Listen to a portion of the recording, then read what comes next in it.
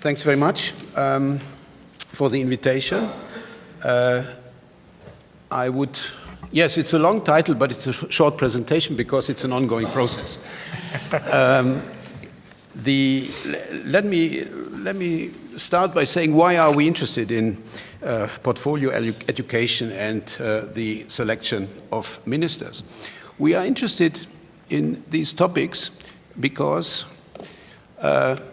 these are two of the oldest questions in politics. Who gets what?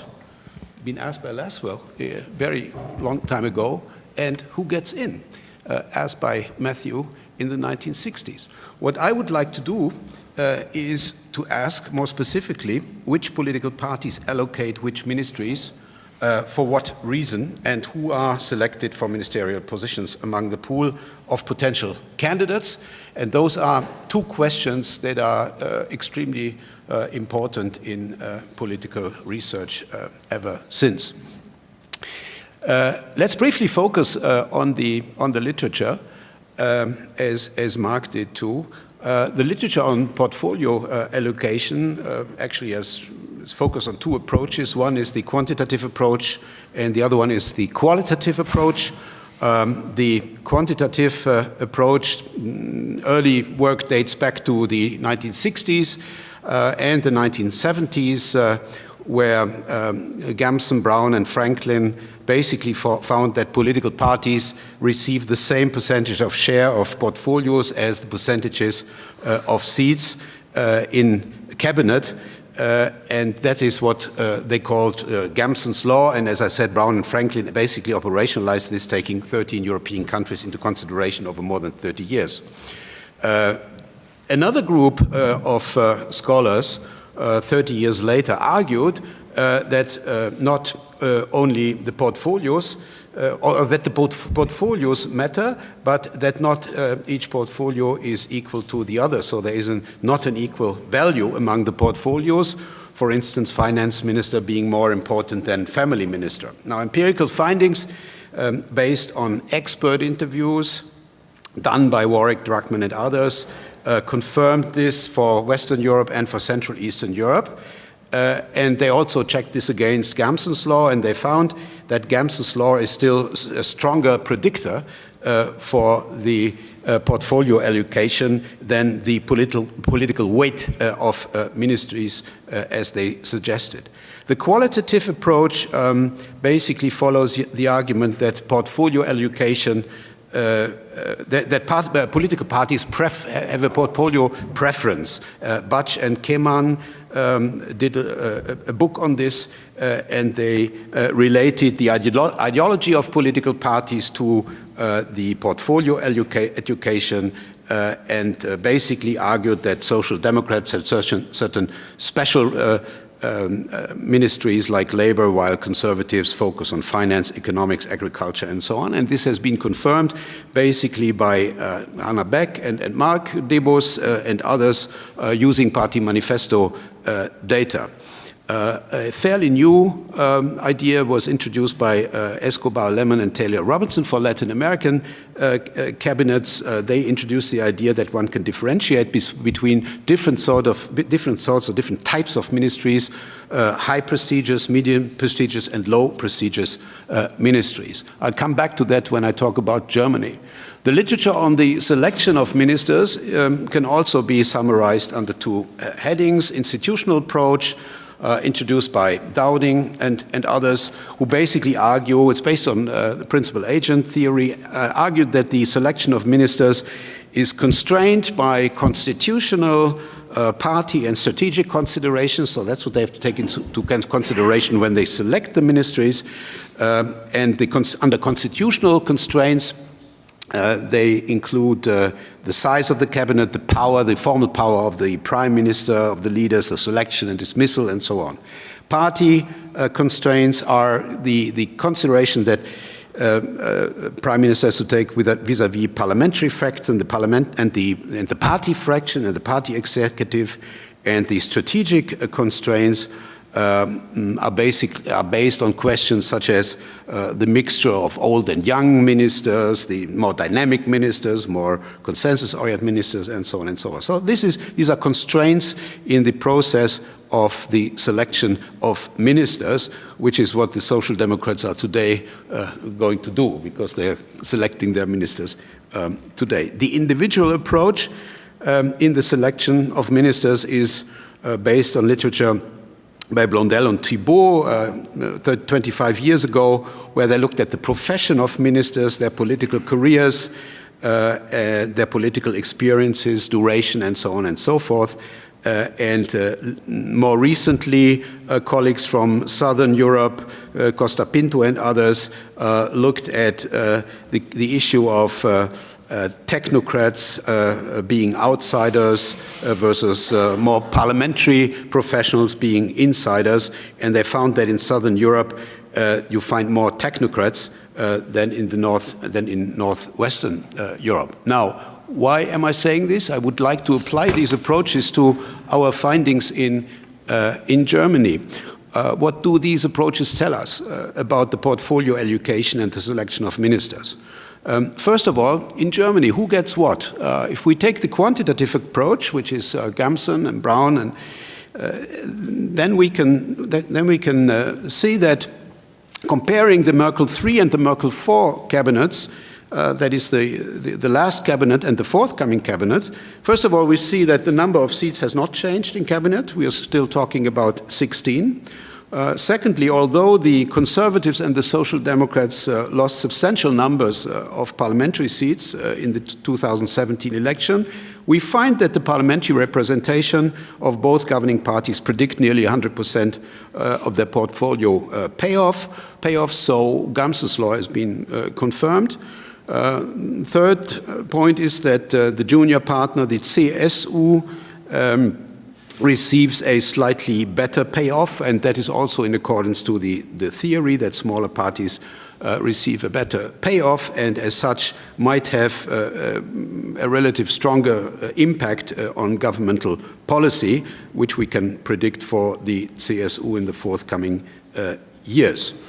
As you see in this table, it's nearly 100. It's surprising that this Gamson's law sort of fits perfectly, but that has also been said by others. But I just wanted to check this again for this election, for this portfolio allocation, and it fits perfectly. Although, as I said, 399 seats now and 504 seats last cabinet. How does the distribution of ministers by prestige type look like? The high prestigious ministries, being finance, economics, foreign defense, have been distributed among all three parties, as you can see. And except for one, and that's the finance and economics, there hasn't been any change. There has been a party internal change in the CDU-CSU alliance from CDU to CSU. But other than that, there is this change between finance and economics, which is actually, when we look at the other ministries, the medium prestige ministries, and also the low prestige ministries, there is no change at all between the major parties, which is, this is very descriptive, but I find it interesting because there's a huge debate in Germany about Angela Merkel, who has lost power because she has lost major portfolios in the cabinet, and you know, this simple description tells you it's just not true. I mean, sometimes one has to go back to this descriptive stuff to answer some of the questions that are of political relevance. Well, as I said, how can we summarize the findings? The denomination with regard to portfolio approach, the denomination and the number of portfolios remained the same in Merkel 3 and 4. The portfolio education, I mean, basically remained the same, I mean, except for these little internal changes. The portfolio allocation between the two governing parties did not change from Merkel 3 to Merkel 4, except for that one, finance and economics change. The third, the portfolio allocation within the Christian Alliance has changed in 2 cases, in the interior from CDU to CSU and agriculture from CSU to CDU, which are both more medium prestige ministries and not, in my view, not that important. Fourth, the responsibilities in particular policy fields have been divided up between the coalition partners. High prestigious ministries, as I have tried to show, have been divided by the 3 parties and the 3 coalition parties. Medium, low prestigious ministries reflect the policy salience of the different party families in cabinet. I don't want to go into details, but just take it as it is. The fifth, the distribution of ministries with competences cut across department boundaries has significantly changed from Merkel 3 to Merkel 4. What do I mean by this? I mean the 2 ministries, finance and justice. They are both in the hands of the Social Democrats. Why are they so important? Because these 2 ministries hold control over all other ministries, because everything that has to do with money from all ministries is related to the finance minister, and everything that has to do with legislation is related to the Ministry of Justice. So justice and finance basically control the government policy making, and both ministries are in the hands of the Social Democrats, and that is a very important change from Merkel 3 to Merkel 4. And finally, in most important overlapping policy areas, the allocation of ministries remains divided between the coalition partners, meaning that finance is with the SPD, economics is with the CDU. Justice is with the SPD, interior is with the CDU. So those are the overlapping policy areas, ministries' overlapping policies are distributed between the 2 coalition partners, as usually is the case. Now, let me finally come to the selection, which is, as I said, still a process, an ongoing process. We have 10 selected ministers from CDU and CSU, the Conservatives, and we now, I just read the news about 10 minutes ago, we now have a new foreign minister. We now have, I mean, it comes minute by minute instead of, Heiko Maas is the new foreign minister. It comes minute by minute from the Social Democrats through the media, rather than what Merkel did. You know, she comes with a big bang, announces 6 persons and 6 names, and here it comes, you know, hour after hour, not very professional. Anyway, this is politics. Well, coming back to what I really want to say is that there is a clear gender approach in the new cabinet.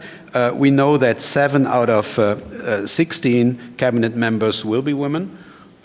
We also know that in both large parties, they will include or integrate or whatever new and younger ministers, those who will bring probably new dynamics. And thus the average age will also decrease. But it's not the age that is so important. I think this reflects this sort of hiring new, younger, dynamic ministers is a reflection of the challenges that Edgar was just talking about, namely the challenges by the right-wing populists who are by definition anti-establishment. And they want to see new faces. I mean, they always ask for new faces in the government.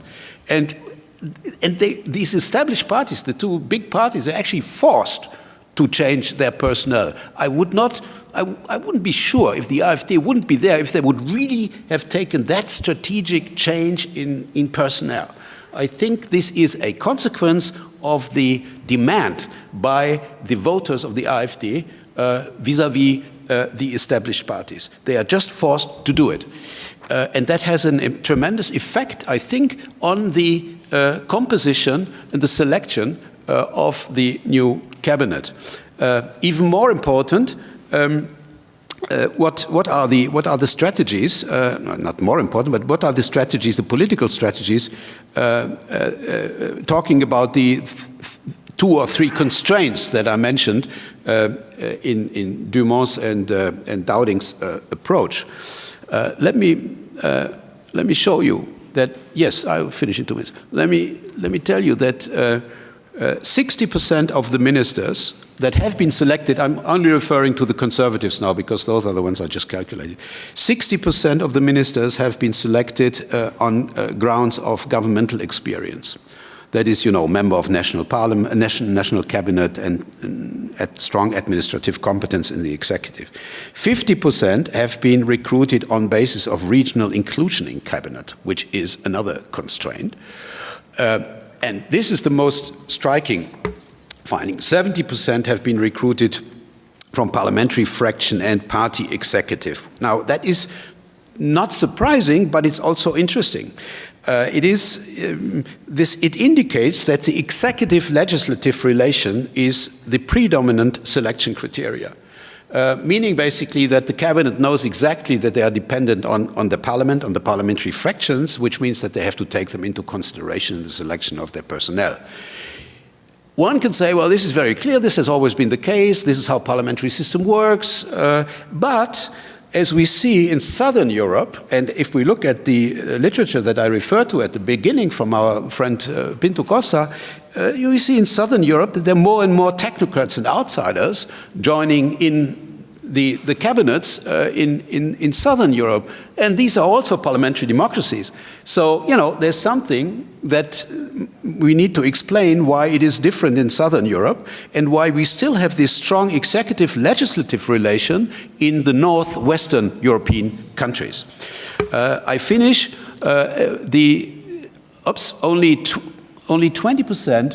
Only 20% so far are the younger recruited and younger generation, but that might increase with the Social Democrats coming in with probably 3 new faces. Now, to conclude, who gets what? I would say nothing is new under the sun. There's no change in the number of cabinet seats, there's no change in the denomination of portfolios, no change in the distribution of seats among coalition partners, no change in payoffs for coalition parties, no change in portfolio allocation between these, except for the one, economics finance, no change in the allocation of high, medium, low prestige ministries among the coalition partners. Now, this is what I call nothing is new under the sun. In other words, regarding portfolio allocation, the German government remains very stable in contrast to what we hear in the media. And one final, and I find this, it's not very interesting for research because it's sort of, it confirms what we know, but I think it's also interesting to see that nothing has changed. Who gets in? Nothing much has changed. Who gets in? I would say the same procedure as last time, except for the newcomers. Membership of parliamentary fraction and party executives are predominantly recruited. Political experiences counted second, and then new blood, as I call new blood, new people count last. Those are the 3 in a ranking, the 3 selection criteria. Sorry for being so short. Was this 15 minutes or no? It was a bit longer. Even longer, I'm sorry. Thank you for your attention. Thank you.